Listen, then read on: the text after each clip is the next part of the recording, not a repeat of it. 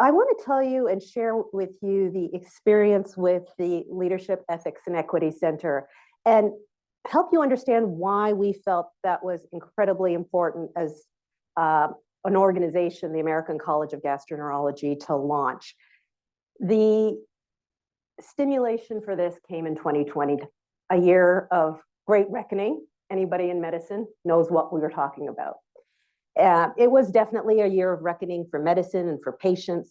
And as we were dealing with the pandemic and getting through the emergency nature of that, the data coming out from the treatment of the pandemic and the patients who suffered the most was very clear. And that was that the patients who were dying the most and having the worst experience with pandemic-related events were often those from underrepresented minorities or folks who had poor access to healthcare. And that period of huge social upheaval came on with the heels of the convergence of the pandemic and all those triggering events of social unrest, Black Lives Matter, violence and hatred against African Americans, Asian Pacific Islanders in this country, really got the Board of Trustees and of the American College of Gastroenterology talking. And one of the conversations we were having at the highest level of the American College of Gastroenterology was how the pandemic really highlighted social and racial injustice in this country, and what could we do as an organization to better prepare not only our physicians who make up the members of our organization. The American College of Gastroenterology is the largest GI organization in this country. We have over 20,000 members. And more importantly, we wanted to increase awareness and a sense of social responsibility at the American College of Gastroenterology. So I joined a task force as the newly appointed director of the ACG Institute for Clinical Research and Education. And for those of you who are unaware of our organizational structure, unlike some national societies, the ACG Institute actually has a lot of influence because we're the bank. We fund and sponsor and are the incubator for all the ideas that then roll out as educational and clinical initiatives at the American College of Gastroenterology. And in 2020, our incredible president of the American College of Gastroenterology, who many of you know, Mark Pochapin, who was the chair of the division at NYU and also their COVID czar. So he was on the front line of COVID care at NYU, sort of sharing his expertise with the rest of us around the country as the wave went west. He was also the president of the ACG, and he is a man of great, great social awareness. And so he's also a very dear friend. We are contemporaries at the board level. We've been in leadership at the board before.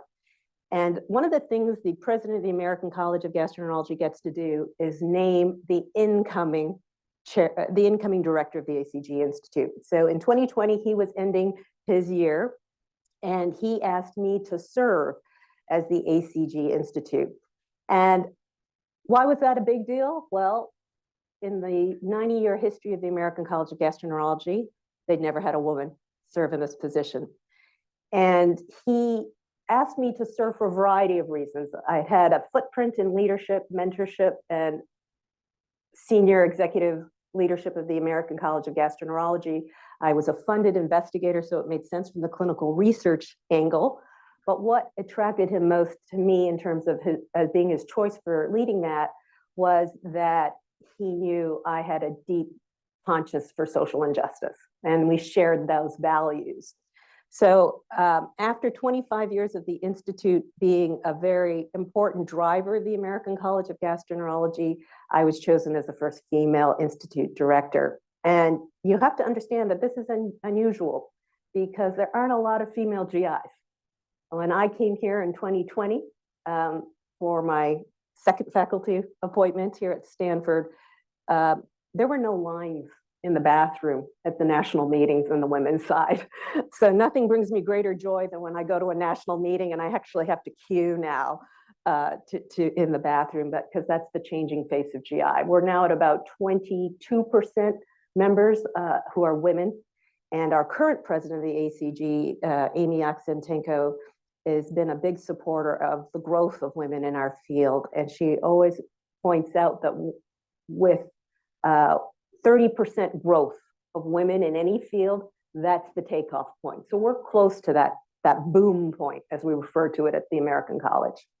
So when I had the opportunity to start talking with Mark and the other senior leaders of the executive team of the American College about what would the Institute do, they said, we know we want to be in this space. We don't know what it's going to be like. Neena, can you figure it out? Bring us something to the board. I thought, wow, this is an unprecedented, once-in-a-lifetime opportunity to live my mission and hit my career sweet spot, right? By this point, I'd been in the field for 20 years as a practicing gastroenterologist. And if you think of your career sweet spot as that intersection between work satisfaction generated by your interests, aligning with your skills and abilities and your personality, the Leadership Ethics and Equity Center was really going to be my greatest contribution, I think, to GI. I thought, Dr. Mahaffey, it would be cardio GI 20 years ago, but some would argue that it's actually the LE&E Center. Because my mission has always been, in a short paraphrase, to leave gastroenterology better than as I inherited it, okay? As I mentioned, when I started in 1999 as a newly minted gastroenterologist, there weren't a lot of women around. And what I've seen the field evolve into is a more equitable, more diverse organization that provides more opportunities for folks who would not have ordinarily been given opportunities in the past.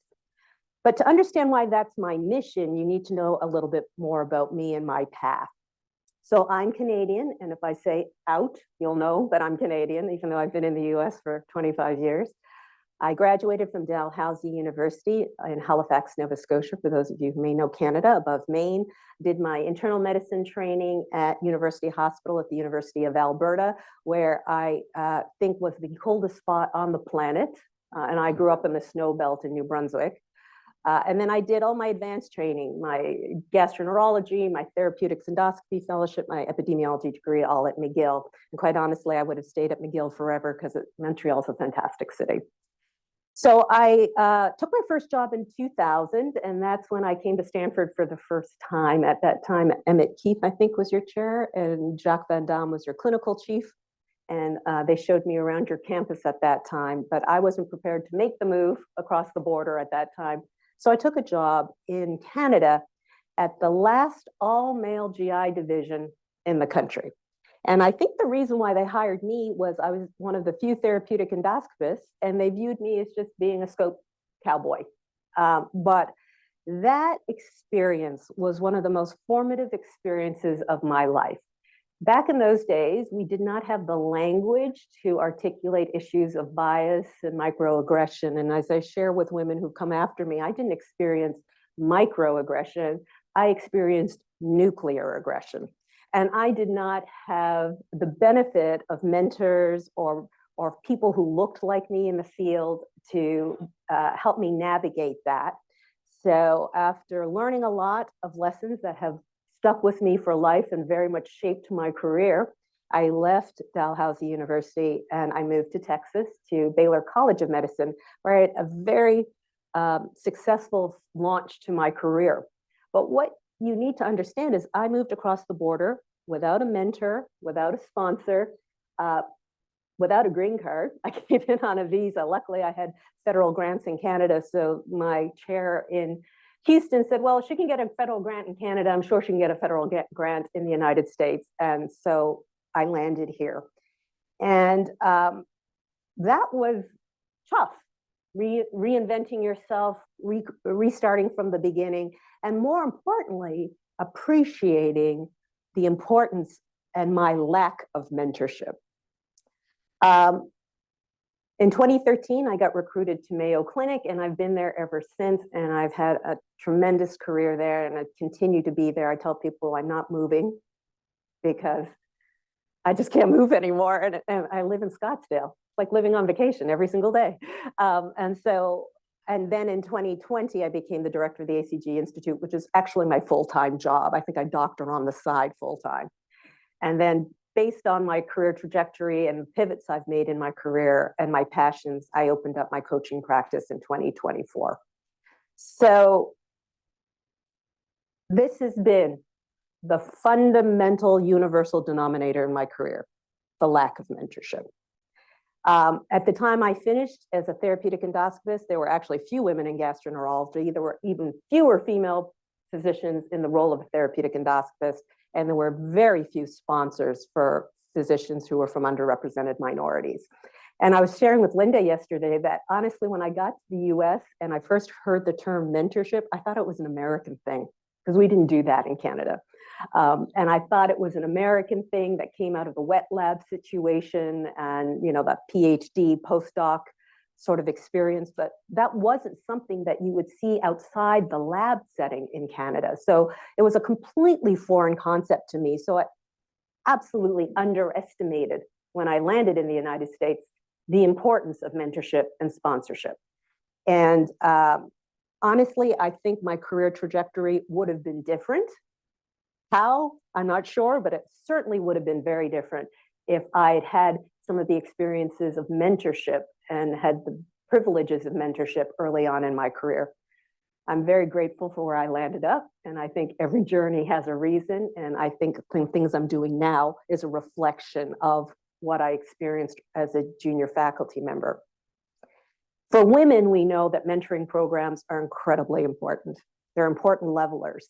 They have higher impact for women and for members of underrepresented minorities. But as we all know, regardless of the field, whether it's medicine or business or other areas, women are over-mentored and under-sponsored, and that is an issue as well. And the same could be said for folks from underrepresented minority communities. And the reason, one of the key things that I discovered was important about mentorship was that importance of feedback and coaching through periods of career transitions. I spent a lot of time speaking to the physicians we train in leadership at the American College about the importance of career transitions. And honestly, I probably stayed in a role in a job too long because I had no one to talk to advise me about strategic career pivots. So when it came, fast forward to 2020, and I had this marvelous opportunity to do something big, and I have a lot of bank with the American College. We decided to go big, and we created this center, the Center for Leadership, Ethics, and Equity, and the goal was to change the face of gastroenterology. We felt that the times required a big response, and we wanted to change the look of the leaders of the country, because we knew the leaders of gastroenterology would change the way gastroenterology was practiced, the way we interacted with patients, and we wanted to make sure we were creating a more equitable organization, not just for our members, but also for the patients that we serve. And so we wanted to create a pipeline.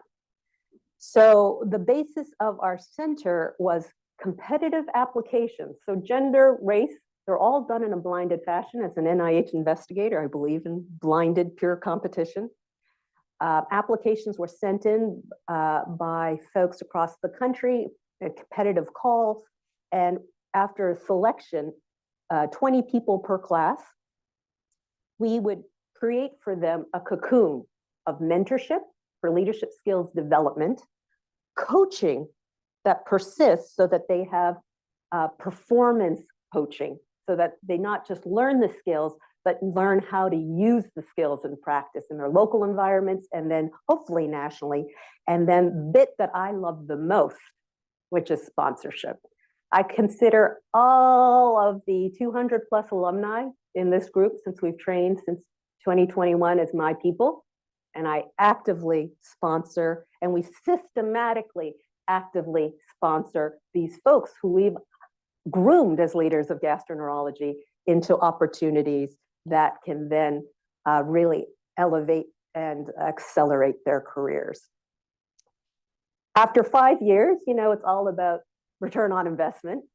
We are a business at the American College, so we did a longitudinal survey of the first 5 years of our classes because I had pitched the idea to the board of trustees that if we did this and we invested the significant amount of money to do this, that we would see return on investment with the outcomes of, yes, we're changing the face of GI, yes, we're changing the leadership pipeline, and yes, these people take the training that we've given them and provided for them, and they're paying it forward in their local communities, their local practices.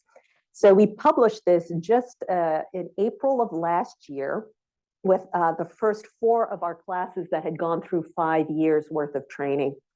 And we had incredible results. First of all, as an outcomes investigator, I had a 79% response rate on this survey. I don't think that's pretty much unheard of. So I'll never see that kind of result again.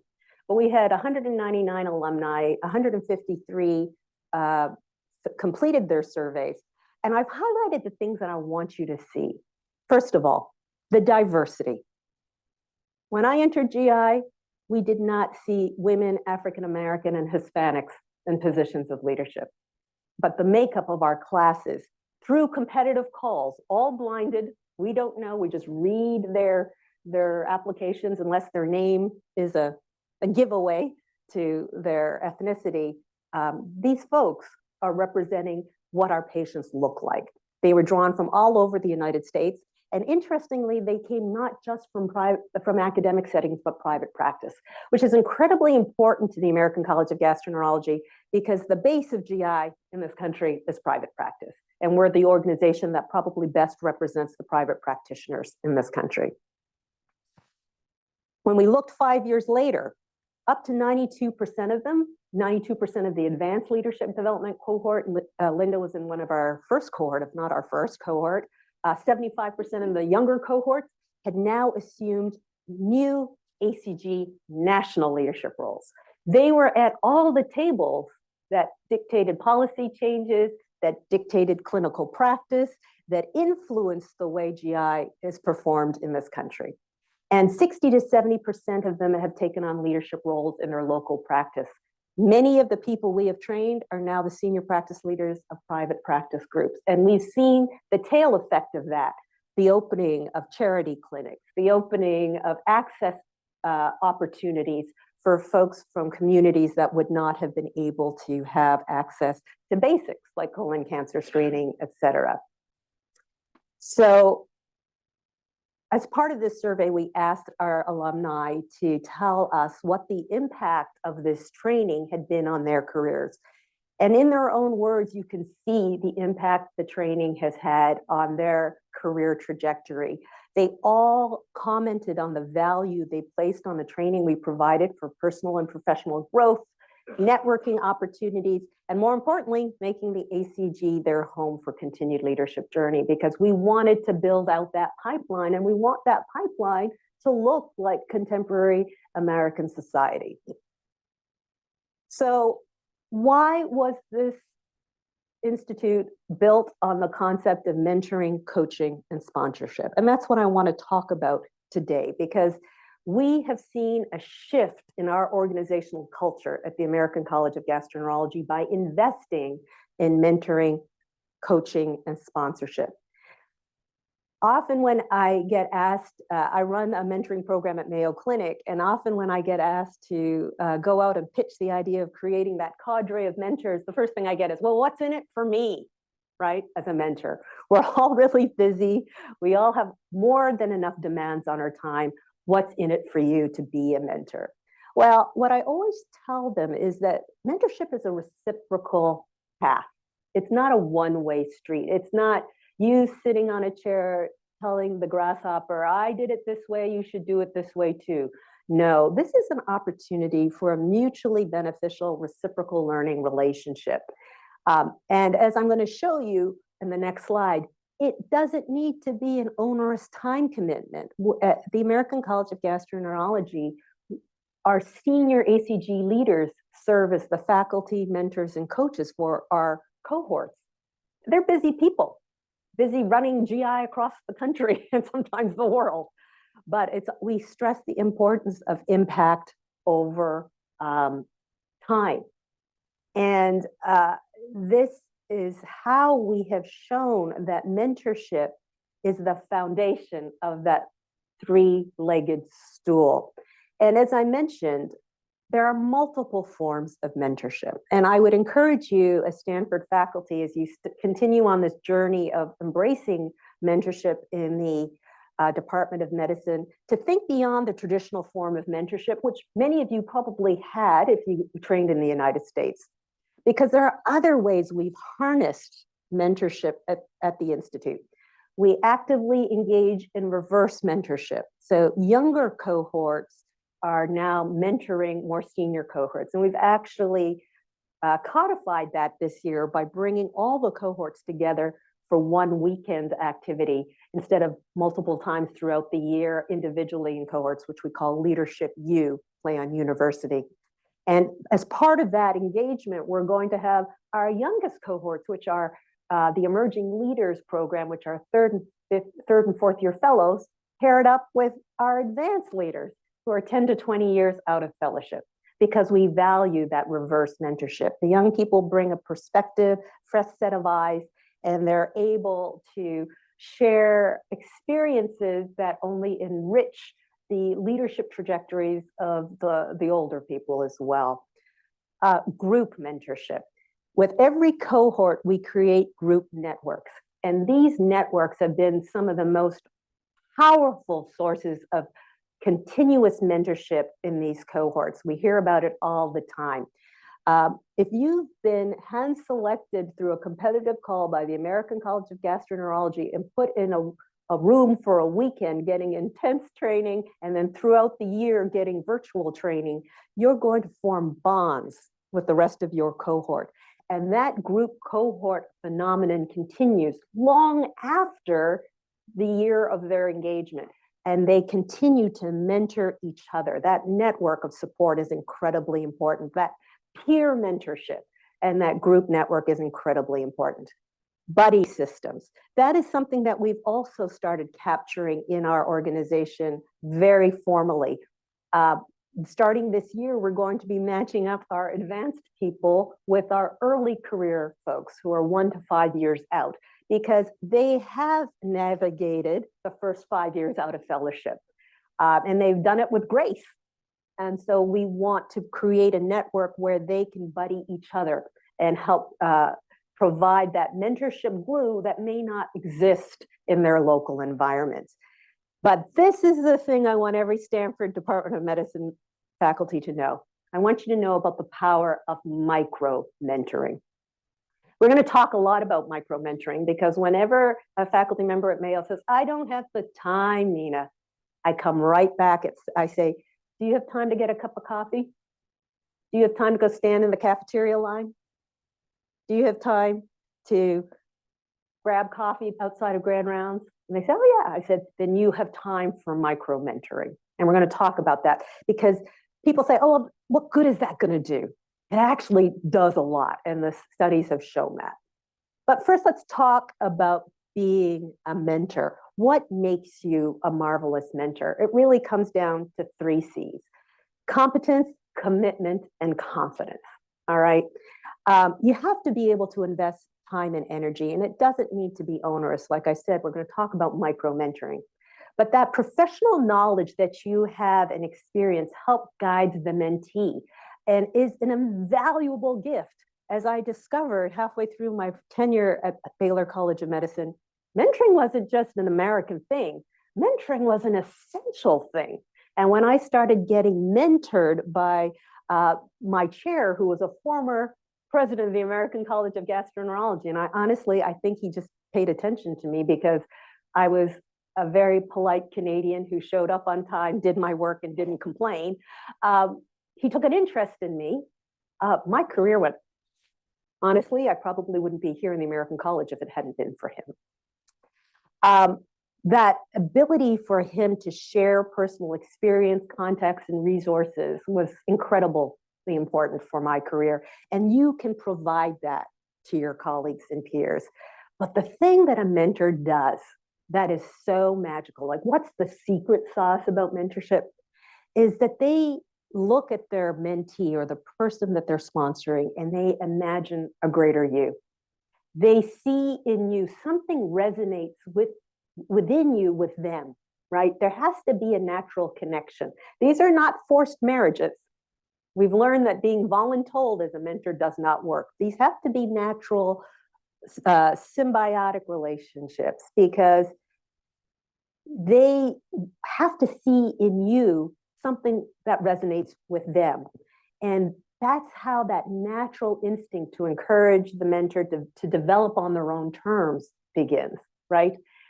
Mentors who are voluntold do it in a disgruntled fashion, and let's just take those folks and say, let's get you into the micro mentoring lane. They're probably not the folks you want to have as your model leads, but that natural affinity and that magical secret sauce of the mentor seeing in their mentee a greater you is really where everything starts. But we also know from a ton of organizational psychology studies and psychology, sociological studies, that mentorship is not enough. Sponsorship really matters, which is why the second foundational leg in our stool of the LE&E Center is sponsorship. Now, sponsorship, everyone can also do. It's episodic, it's less time consuming than mentorship, and it's focused on specific opportunities. But what people don't understand about sponsorship is that it's based on trust, respect, and mutual benefit. I'm often walking through a big convention center at the annual meeting, and I get mobbed by young people saying, "Will you sponsor me, Dr. Abraham?" And I look at them, or "Will you mentor me, Dr. Abraham?" And I look at them and I say, "Are you married?" And they say, "Yes." "Did you marry the first person you kissed?" And they're like, "No." And I said, "So don't run up to a random leader of the American College of Gastroenterology and ask to be mentored or sponsored." I said, "There's a way of going about that." And I share how that happens, right? Because they need a mentor in their local environment to share that with them, and that hasn't happened. The thing about sponsorship is when we look at the folks, especially in our leadership cohort, versus those who do not get into our classes, because as an outcomes investigator, I track everything. It's really kind of annoying for the graduates in this room who've been in my cohorts, because they keep getting pestered to fill out outcome surveys, is that those who get sponsored, not just mentored, but sponsored, they're the ones who advance to higher level leadership. It's remarkably important as a predictor of who will move forward. So if we as an organization are investing in the future pipeline of gastroenterology, we couldn't just mentor them, teach them the skills of leadership. We had to actively sponsor them. And that sponsorship didn't end once they graduated. That sponsorship continues. And as we've mentioned before, women are over-mentored and under-sponsored. So, and the same is true for folks from underrepresented minorities. So if you are mentoring already, great, and I don't want you to stop. But if you happen to sit at a table of influence, whether it's locally here at Stanford, regionally in your cardiology organization, or nationally with your society, and you have identified talented people at Stanford who could really use a boost up, those are the people you should be sponsoring. It's critical for career advancement. So here are the qualities for success for sponsors and proteges, or sponsorees, as I've been told Americans like to call them. Sponsors have got to have an established gravitas. They have to be well connected. They have to be at the tables of decision makers, right? They have to be proactive and committed.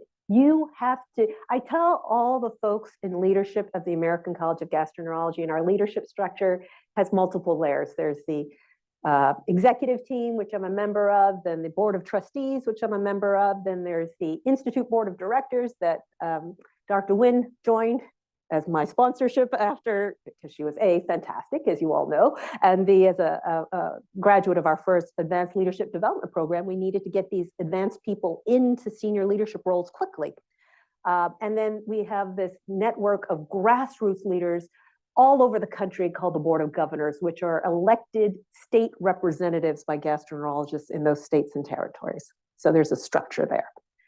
But all of them sit at tables of influence, regionally, nationally, and they are the ones who are our #1 talent scouts. And when I speak to the Board of Governors or to the Board of Trustees or to our committee chairs or anybody who is in a position of leadership, I tell them, you are tasked with finding us the next Kobe Bryant for the American College of Gastroenterology or for California, Northern California GI Society.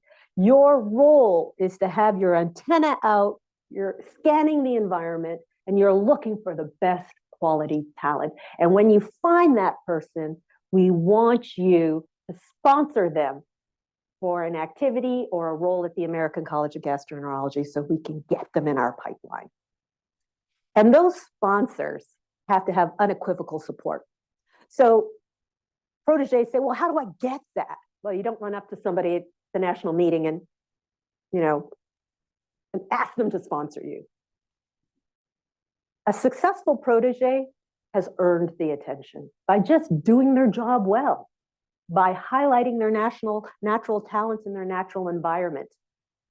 But they do more than just naturally do what they're good at. They recognize the strategic alliance, and this is the bit that everybody forgets about sponsorship.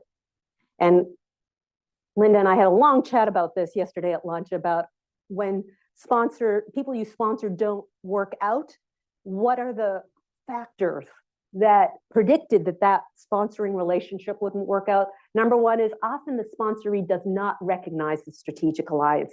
That person has to be loyal and motivated. I'm not talking about being obsequious and, walking in front of you, fanning you with a palm frond saying, oh, my great mentor, Dr. Wynn. No, that's not what we're looking for.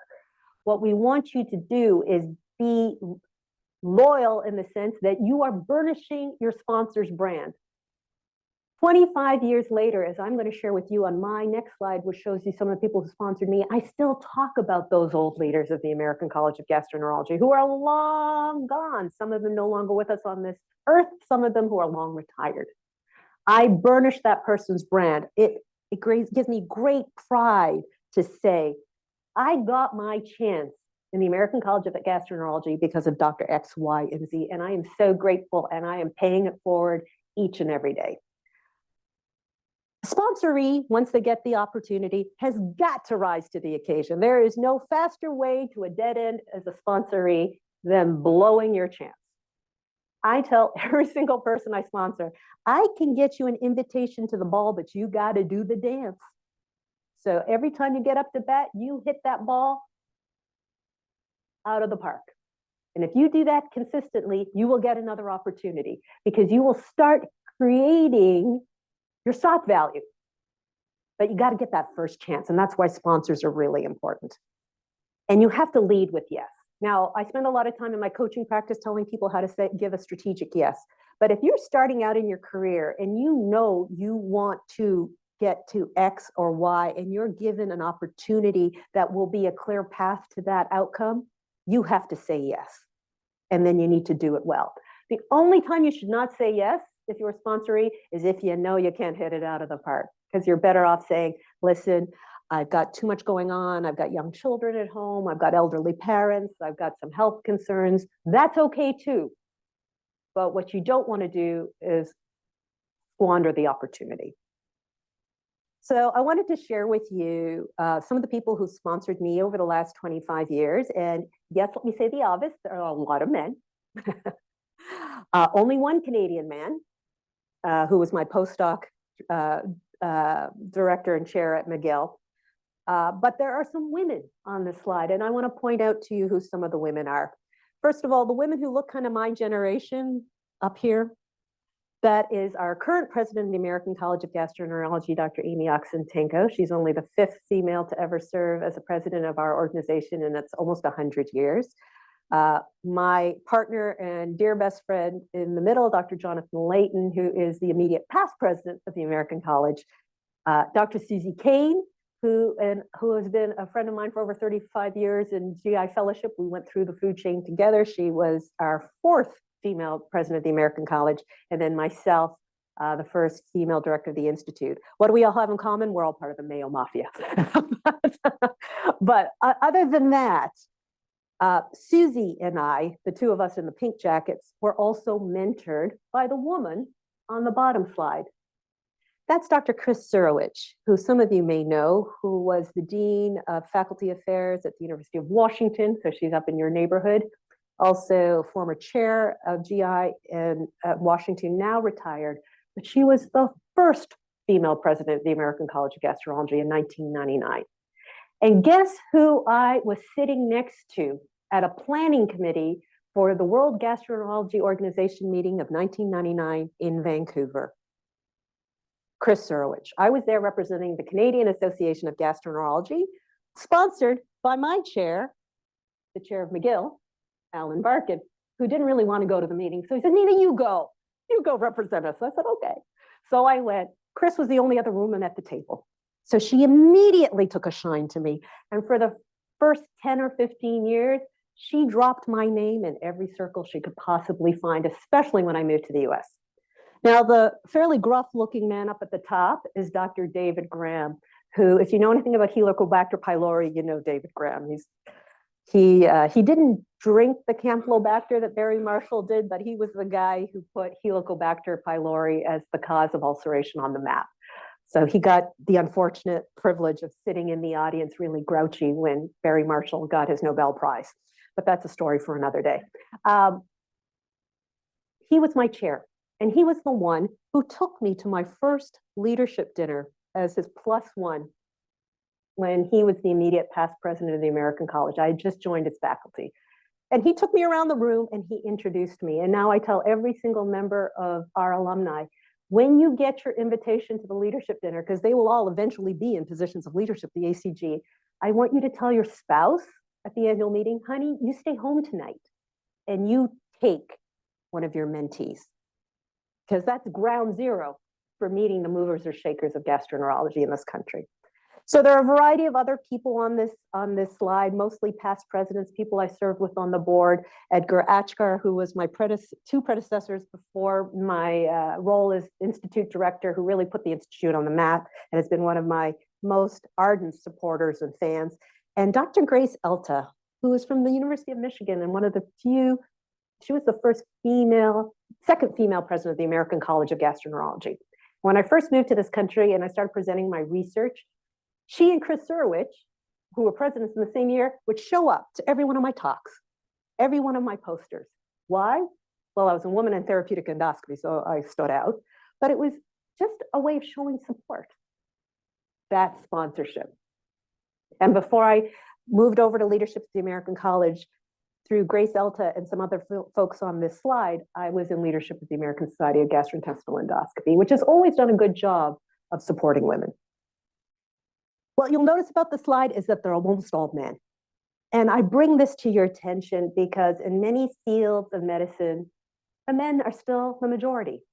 So men have got to step up and mentor and sponsor women and folks from underrepresented minorities. And unfortunately, we know now from some very large studies that after the Me Too movement in 2018, there's been a pullback of that.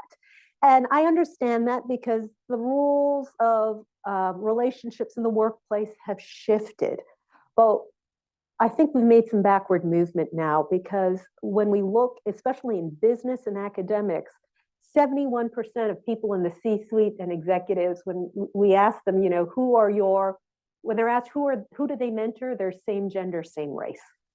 That didn't happen as much before 2018. And who benefits? Well, this is where sponsorship really matters. Detailed information about navigating your career path in that same race, same gender equation benefits the men. The same thing when it comes to regular career discussions, that benefits the man. So we need to shift that balance back. And the only way we can do that is by encouraging our male colleagues to be male allies and to support the women who you work with, as well as support folks from underrepresented minorities. If you have not read the book Athena Rising, I really think you should. But if you're too busy to read, I've given you the key takeaways right here, okay? It's a great book. the two things these psychologists have said who have spent their whole careers studying, they're both at Penn and the National Naval College, studied these relationships between men and women in mentoring and sponsorship. The things that they said are the biggest downfalls for men is listen, don't fix. My favorite quote, it is difficult for the average dude to listen quietly without intent to fix a problem, right? And that was their most powerful takeaway for the men who are willing to step up and be mentors and sponsors for women. Secondly, avoid making assumptions because your mentee is a woman, right? Stop making the gender part of the equation. And finally, beware of benevolent sexism. So if you've not read this book, I really recommend you do read it, because equity in sponsorship is a verb, not a noun. All right, it has to be proactive for groups that are usually overlooked. It has to be intentional by institutions. So I'm delighted you're doing this at Stanford, where you provide training for mentors, which I've heard about from yesterday. There's an institutional expectation, which may be a soft requirement now, but I would encourage you to take it a step further, as I'm trying to get Mayo to do, in terms of making an institutional requirement for promotion that you be an active mentor. And your leaders have to be invested in the process, because you create communities, not just in your own divisions and across your departments, but you create communities and networks that are more equitable in medicine when you do this. And what I have seen over the last 5 years of the LE&E Center is that women and folks from underrepresented minorities advance. These are just some of the few people of my tribe of 200 plus people that I actively mentor and sponsor. They're all doing amazing things in their careers and just really paying back in spades in their local environments. And I always tell people, as a mentor or a sponsor, you have to avoid the pet to threat phenomenon, right? You want that person to succeed. You don't want to be intimidated by their success. And so in 2023, I put this out on Twitter, a national challenge when all speaking invitations came out for one of our largest international GI meetings. And I said, if you are a regular speaker and you get more than one invitation, I want you to decline one and ask a mentee to give it in your space who is appropriate for the task. And I heard that the Division of Gastroenterology here at Stanford took that challenge, put it on a slide at one of their retreats, and made that a mandate locally, which I'm thrilled to hear. So I went to a panel, major national panel at that meeting, and I couldn't have been prouder, because all three speakers were people I mentored or sponsored. And that, for me, was a career highlight as a mentor. Coaching. A few comments about coaching. Coaching is the third part of our matrix here of mentoring, because coaching is key to improve performance. Performance not just for leaders, but also performance for physicians in their jobs. And it is incredibly important to coach people to use those skills in real time. We don't expect you to be coaches, but I hope your institution provides you access to coaches, because we know that the people who are coached do tend to do better. And that was one of the reasons why I took all of this experience and formed a coaching company. Coaches are different than mentors. They build trust, they listen deeply, they encourage you to think beyond your current parameters of limitation. They want you to stretch, they want to see your skills in action, and they help you do that. Coaching is not therapy, it's not mentoring, and it's certainly not remediation. This is my big pet peeve about a lot of institutions. If you're having problems with your chair or your chief, they say, oh, we'll get you a coach. That's the wrong use of coaching, not remediation. See people smiling in this room, and I can hear the smiling on Zoom, because I'm sure many people have had that conversation. If you are going to be a coach, it's important that you get the training, because you want to avoid the pseudo coaching. All right, and there's a lot of pseudo coaching happening out there in medicine, because I think we're recognizing the importance of coaching our peers, but it is a different mindset and a different set of training skills. What I've learned, having launched my company in 2024, is that those three lines, those lines between coaching and mentoring sometimes need to converge for certain groups of people, specifically trainees, young faculty, and mid-careers in transition, because they don't just need the guidance to help them think about their career pivots and their next steps. They often need prompts to be able to find the actionable strategies that will help them get to where they are, as opposed to working with a more advanced person or a leadership person who's probably got the experience behind them to pull those ideas out of their own brain with guidance. But I honestly think every single physician needs a coach. I think we could solve most of the burnout issue that's not system related if we just coached physicians to respond better to the chaos that is medicine. We cannot fix the chaos of medicine, but we can fix or change how we respond to the chaos. And a lot of that comes with coaching. If you are given the gift of coaching by Stanford or somebody else, you need to be coachable, all right? You need to know what your values and career mission are. You need to understand your work style and habits, as well as your pain points, so you can address them. You need to know what your skill gaps and knowledge gaps are, so they can be bridged. And you need to have some specific opportunities and goals to head toward. If you don't have that figured out, if your division chief says, would you like a coach? Just say, not yet, not ready. Ask me at my next annual review. Building a mentorship and sponsorship culture has got to be institutional for it to be successful. We know from years that those one-off programs fail miserably. They have to be intentional, they have to be purposeful, and there has to be an institutional commitment to make it work. I have seen this at the American College, something I would never have imagined would have happened 25 years ago. You've got to shift the culture. Mentoring and sponsorship or coaching, if you've got that training, has to be a perk. Don't voluntold people. That's not going to work. It has to be baked into the culture. It should be part of annual reviews and metrics for judging your performance as faculty member. Effort should be assigned. And at Mayo, we assign effort. It's small effort, but it's effort nonetheless. I run the mentoring program for the Mayo early career mentoring coaching and career coaching program, E equals MC squared. Mayo's all about acronyms, and I hate that one, but somebody else came up with it, as well as our Mayo GI Fellowship program, and we get time to do that. There are 5 core coaches for the Department of Medicine, and we get 5% effort from our chair to do that.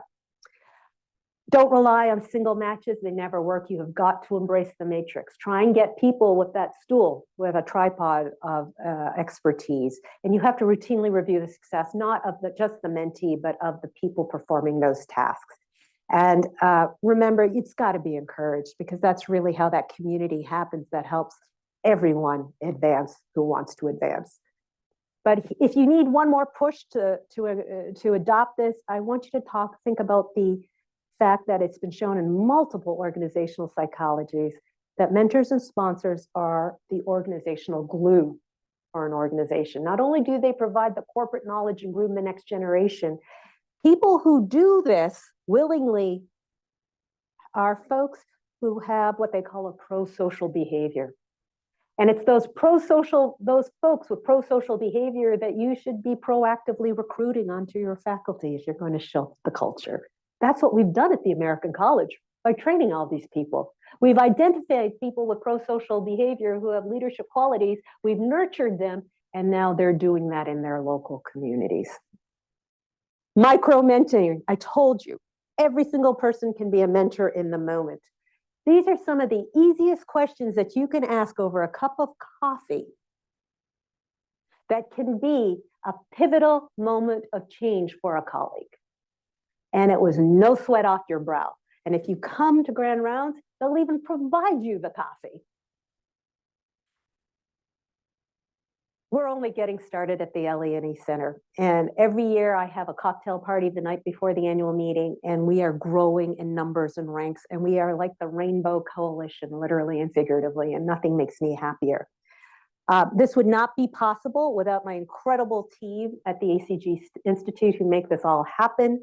The Institute Board of Directors, who have been incredibly supportive of our mission. And we raised a ton of money and philanthropy to sponsor this program because it is not cheap. But I am proud to say that we have industry partners who really believe in this mission and have supported us all along. We're standing under a sign that says, be afraid of the enormity of the possibility. And that's very true. When you champion the next generation, you are lighting a spark that is going to build a fire that will long outlast you. I've seen it in my own career. And I would encourage you all to embrace this opportunity to participate in mentoring, sponsorship, and coaching if possible here at Stanford, because it will change the trajectory of your careers. Thank you very much.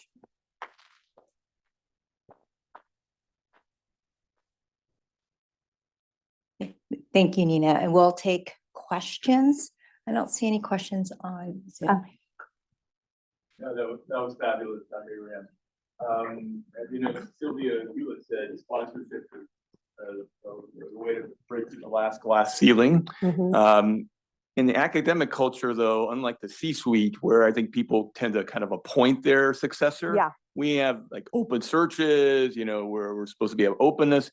How do we do that in academic medicine? How do you develop and sponsor the next generation of leaders in our institution? Yeah, that is tricky, and it's a big topic of conversation at Mayo Clinic as we shift towards a more transparent process for hiring folks into C-suite or senior leadership roles.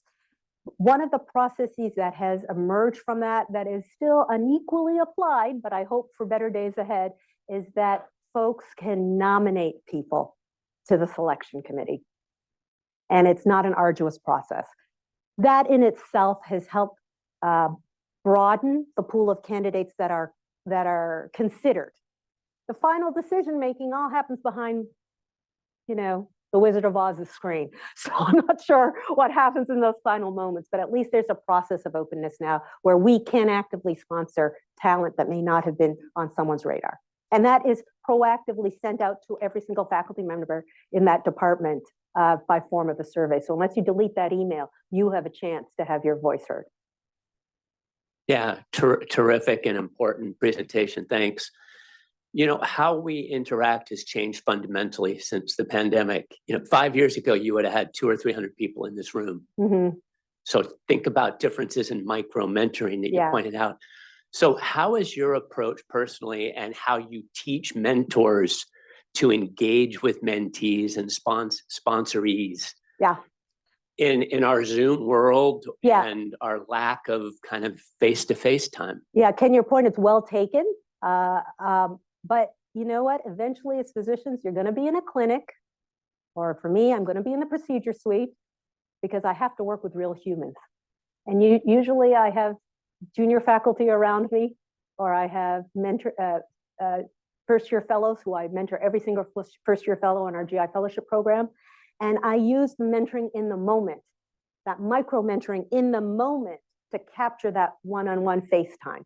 For example, oh, the room's taking time to be turned over. Let's go buy a cup of coffee and let them do that. And then I go down those questions. If I see a junior colleague, I really enjoyed your rounds on this, or I saw you're presenting a paper at the national meeting. Tell me about it. Do you need help? How can I be helpful? Is there a resource? Is there something? Do you have a question? You're not committing to marry them for life, but you're showing your interest and you're helping create a community and a culture of mentorship. So yeah, we do get off Zoom eventually. And I do think there's becoming more of a shift to coming back in person. And those of you who are on Zoom, I walked in and was super impressed by the food spread. I've said this 3 times because we just get these sad looking muffins at Mayo Clinic. So you really shouldn't waste the investment of catering that the department has provided for you. Neena, I have a question from the online chat from Shireen. It says, thank you for this work and discussion. Could you talk a little bit about term limits for leadership roles at Mayo and help with advancing junior faculty? That is a fantastic question. It sounds like Shireen knows a little bit about our culture. It is Mayo law. You can only be in a leadership position for 7 years. Now, there are a lot of reasons for that, but one of the key reasons is they want to provide new opportunities for new people. Plus, it kind of promotes you as having been in one of those leadership positions from doing things willy-nilly because you know you're going to have to experience the results of whatever initiative you put in place. when you go back to the general pool of physicians. So 7-year limits make a lot of sense. And I think the days of academic institutions having people in leadership positions for 10, 15, 17, 20 years, that is long over. But that's mandated by Mayo law. So I think having that kind of initiative of term limits makes a big difference. And we wouldn't see the women and people of color in leadership roles if we didn't have that. So beautiful and reflected in your photographs from the beginning to the end, which was really beautiful in your story too. Another question, have you applied your approaches outside of medicine? Physicians also have civic neighborhood responsibilities. How do your principles apply there? And this is from Linda. Yeah, I have not personally, but I do think the principles are generic and they are transferable. Before I became as a GI fellow, I actually participated in a junior mentoring thing for needy folks in Houston, Girls Club. So that pro-social behavior was always there, but I think you can do that within Stanford community and outside. The principles are the same. It's taking the time, making the investment, sparking the magic.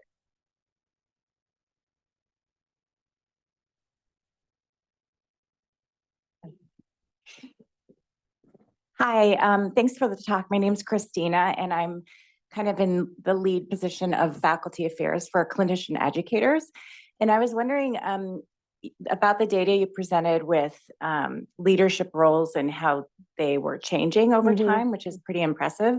Do you feel that you're shifting roles to more underrepresented and junior faculty in roles that exist, or do you often find that you're also creating new leadership roles? Because I think that in order to really truly sponsor people, I think we have to also be a little bit open about honing in on their strengths and making sure that maybe there's a new leadership role that we create for you based on what you're interested in.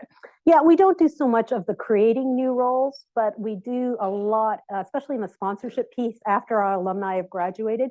We do a lot of strategic counseling of folks to say, there is a role here or nationally, or perhaps there's a role like this that really speaks to your strengths in your local environment. Who could you speak to at Stanford who might tell you whether or not there was a place for you to use your talents in this space? So we're not creating a lot of roles, new roles, but as with every organization that grows, we're now over 20,000 physicians in our organization. So, 15 years ago, we didn't have a digital media committee. Now we have a digital publications committee, so there are new things that are happening as medicine changes, and that does provide an opportunity for some growth in new roles for leadership. Great. Dr. Abraham, thank you so much for your nice to be back presentation and your visit as always. And a happy new year to everybody. And we'll see you in person next week. The preceding program is copyrighted by the Board of Trustees of the Leland Stanford Junior University. Please visit us at med.stanford.edu.